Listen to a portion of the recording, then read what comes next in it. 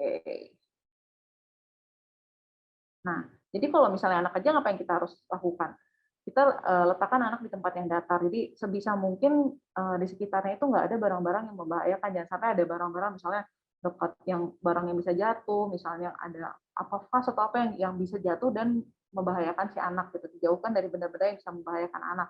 Kemudian longgarkan pakaian anak terutama di bagian leher ya supaya nggak sampai kekurangan oksigen. Kemudian kalau anak sudah berhenti kejang, coba diposisikan tidur menyamping kayak seperti ini ya.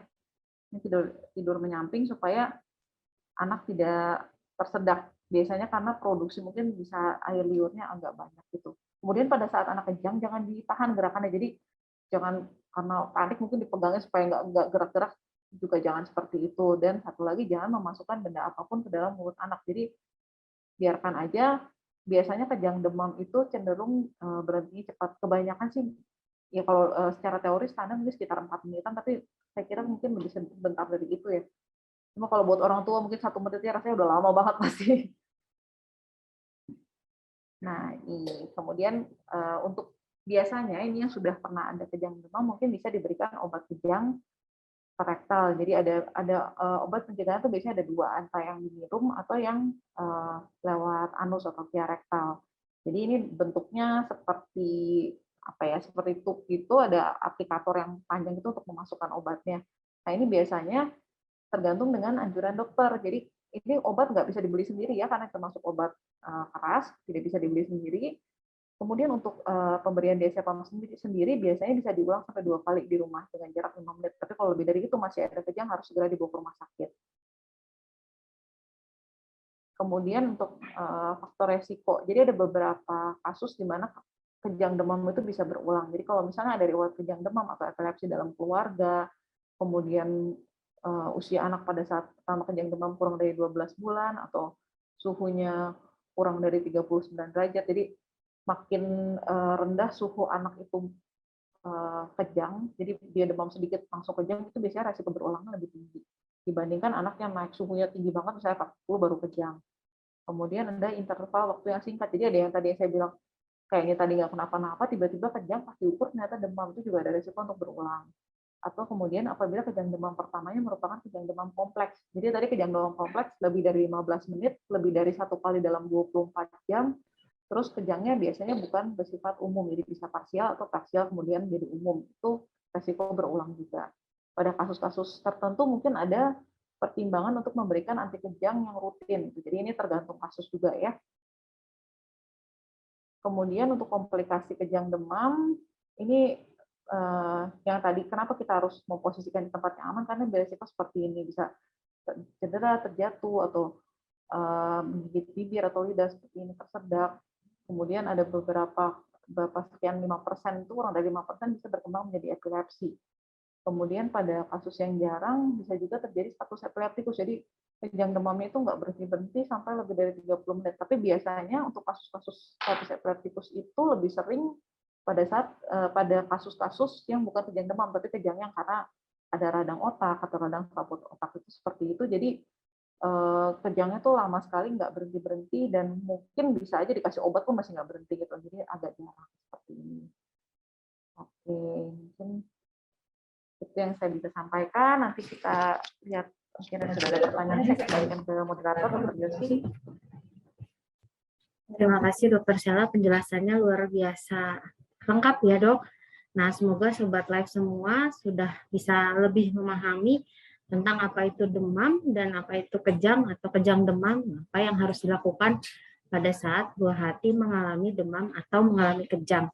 Yang paling penting nomor 1 adalah jangan panik, karena kalau orang tua yang panik, hal yang paling simpel pun jadi tidak terpikirkan ya dok ya. Oke, kita langsung masuk ke chat room. Sudah banyak sekali pertanyaan. Sebentar.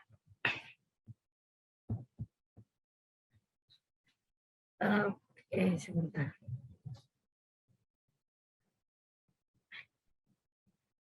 Pertanyaan pertama dari Bapak Musa Darwin Panek.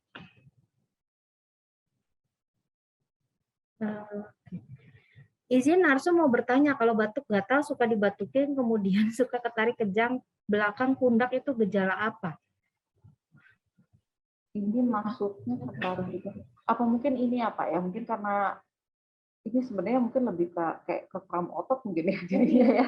Kalau misalnya gerakan kayak misalnya kita bersin tiba-tiba terus yang misalnya bersin tapi refleksnya sambil noleh kayak gitu kemudian lehernya jadi kaku itu sebenarnya bukan kejang ya tapi kayak semacam kayak kram otot seperti itu karena gerakan yang apa kontraksi otot yang tiba-tiba sepertinya ya. Mungkin itu ya Pak ya. Jadi kalau ini sih bukan kelihatannya sih bukan kejang ya. Bedakan antara kram. Oh ya mungkin agak ngebingungin juga ya nih antara kram dan kejang. Kalau kram otot itu tuh apa ototnya kaku tapi bukan ada gerakan yang kalau kejang itu seperti ada gerakan involuntar. Jadi misalnya kayak kalau kram itu kan mungkin dia kaku sakit nggak bisa digerakin tapi bukan yang ada gerakan-gerakan yang di luar kendali gitu. Jadi itu bedanya. Kalau misalnya gerakan seperti ini masuknya saya kira lebih masuk ke kram otot bukan kejang ya Pak ya. Mudah-mudahan bisa menjawab pertanyaannya, Pak. Ya, betul. Kalau misalnya kram itu dalam keadaan sadar. Jadi mungkin kalau kram itu ada terjadi dalam keadaan sadar, sementara kejang terjadi dalam keadaan tidak sadar. Pertanyaan kedua dari Ibu Ristiana Putri. Bagaimana cara menghadapi anak ketika anak kejang? Gimana dok? Nah, ini mungkin tadi yang sudah saya sampaikan ya, Bu ya. Nomor satu seperti kata dokter Yosi, jangan panik. Susah ya dok, jangan panik. Kalau lihat anak kejang pasti orang tuanya panik. Jadi memang yang nomor satu ya sebenarnya usahakan untuk tenang. Tapi saya yakin pasti semua orang tua panik lihat anaknya kejang-kejang, apalagi kalau kejang umum itu kan anaknya langsung berdelik ke atas terus gerak-gerak nggak kontrol. Tapi yang penting adalah pastikan anak Anda tidak membahayakan dirinya sendiri. Jadi jangan letakkan di tempat yang terbuka yang tadi seperti saya sampaikan, hindari dari benda-benda yang bisa membahayakan si anak. Kemudian kalau memungkinkan sebenarnya ya kalau bisa memvideokan pada saat anak kejang itu bisa membantu dokter untuk mendiagnosis. Tapi memang saya kira kalau kejang pertama kali buru-buru mau video ya yang ada kelabakan sendiri, nggak mungkin nggak akan kepikiran untuk seperti itu. Nah, kalau misalnya anak berhenti kejang, sebaiknya tetap diperiksakan untuk memastikan apa anaknya kondisi anaknya seperti apa. Apalagi kalau kejang pertama, biasanya kita harus observasi di rumah sakit untuk lihat apakah ini kejang demam sederhana atau kejang demam kompleks, apakah masih berulang atau enggak gitu. Kemudian kalau misalnya pada kejang yang berulang, kalau misalnya kejang yang udah berhenti, anaknya kondisinya baik, bisa apa jangan bisa diberikan misalnya sudah anak bisa diadai komunikasi dengan baik, boleh diberikan minum seperti itu. Nah, pemberian obat-obat kejang itu nanti tergantung dari rekomendasi dokter. Jadi kalau untuk itu mungkin harus konsultasi dulu dengan dokter anak dulu untuk apakah perlu menyediakan obat anti kejang atau tidak ya. Jadi seperti itu ya Bu ya, tadi seperti yang tadi sudah disampaikan.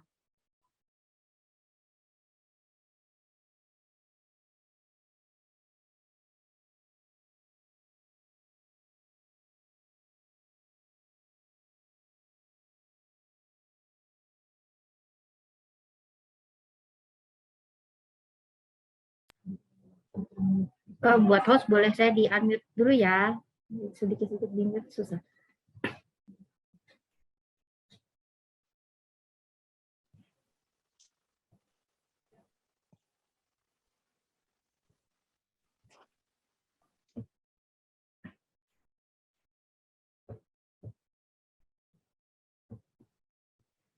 Sebentar.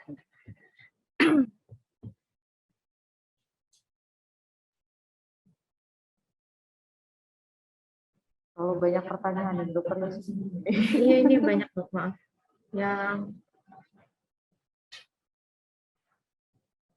keren. Sebentar.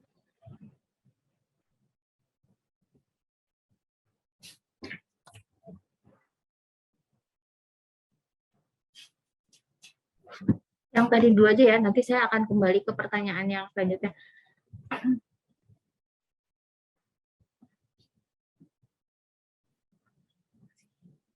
Pertanyaan berikutnya. Oh ini yang izin bertanya, apakah ada obat herbal terbaik guna menyembuhkan demam atau kejang dok? Terima kasih. Ibu ada ya. Kalau untuk obat herbal sebenarnya saya sih belum bisa merekomendasikan obat herbal ya Bu ya, karena untuk yang saya pelajari sendiri sebenarnya ada obat-obatan yang seperti tadi yang saya sebutkan paracetamol dan lain-lain.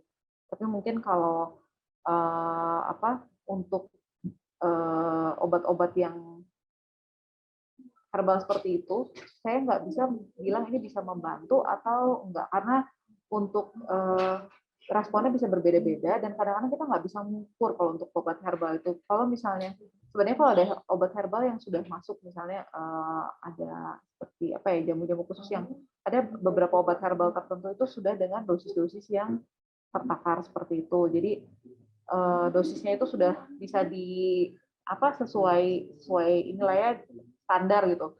Tapi kalau misalnya obat herbalnya yang kita minum sendiri bisa dalam bentuk ramuan-ramuan seperti itu, saya sebenarnya tidak terlalu rekomendasikan untuk anak-anak karena memang kita nggak bisa memastikan apakah dosisnya segini untuk anak ini apa kebanyakan atau terlalu sedikit, kayak gitu juga agak sulit untuk menentukan.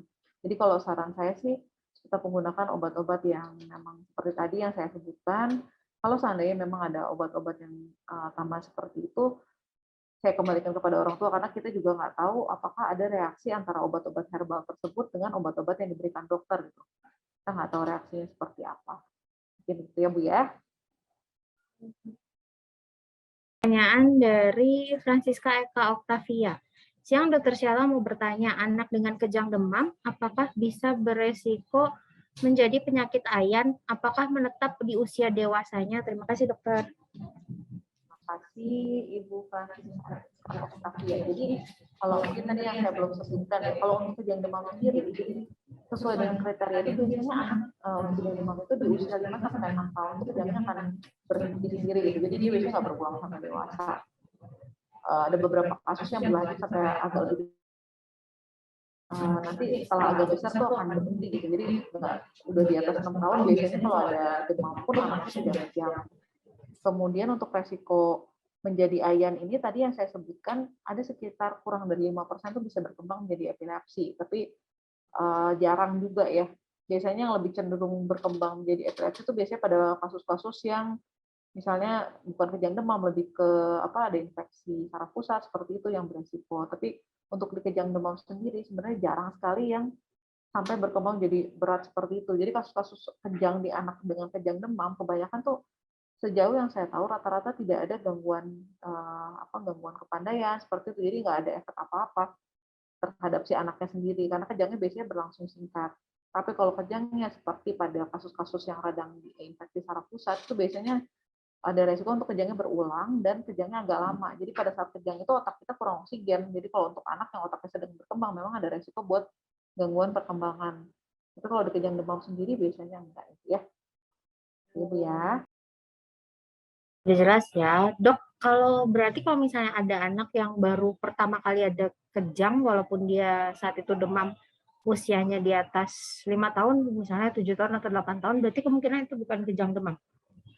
Kalau misalnya tidak ada kriteria yang lain, biasanya kalau di atas 6 tahun tuh kita tetap mesti rekam otak ya karena untuk memastikan dia masih masuk kejang demam atau enggak. Tapi ada istilahnya kejang demam plus, ada beberapa terminologi yang memang untuk kasus-kasus khusus gitu. Di bawah 6 bulan tuh sebenarnya ada juga yang kejang demam juga, tapi itu jadi harus ada screening tertentu gitu. Jadi nggak, kalau kejang demam kan sebenarnya pemeriksaan kita dokter mendiagnosis dari kondisi anaknya aja gitu. Kalau itu nanti kita mesti periksa dulu EEG-nya atau pemeriksaan lain memastikan memang nggak ada apa-apa, baru kita bilang oh ini ternyata cuma kejang demam kayak gitu. Jadi Sobat Life tetap harus memastikan diperiksa dokter di fasilitas kesehatan ya dok ya, untuk memastikan kasus apa yang terjadi. Setiap kasus kejang sebenarnya sebaiknya tetap diperiksakan buat memastikan ya